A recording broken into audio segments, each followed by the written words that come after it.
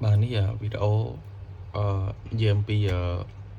đặc biệt mơ test point tụi tao họ thà ta nhưng chỉ giờ test pointมีรูปភាពពីណាមកបាទឥឡូវសូមទស្សនាឧទាហរណ៍ថាទូរស័ព្ទបាយរបស់យើងគឺ Oppo A58 មួយចុះណាយើងចង់រក test point វាយើងអត់ដឹងថាទៅរកនៅកន្លែងណាឥឡូវយើងទៅរកមើលឥឡូវវាយក្នុង Google មក Oppo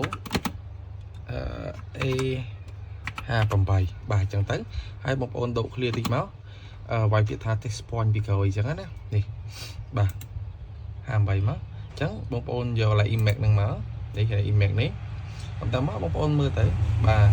Oppo A58 អញ្ចឹងនេះត្រូវទេបាទបើសិនជារូបភាពនឹងត្រូវបាទបងប្អូន save ទុកទៅហើយមើលកន្លែង ISP របស់វាបាទខ្ញុំបាន save ទុករួចហើយបងប្អូនអាចទាញ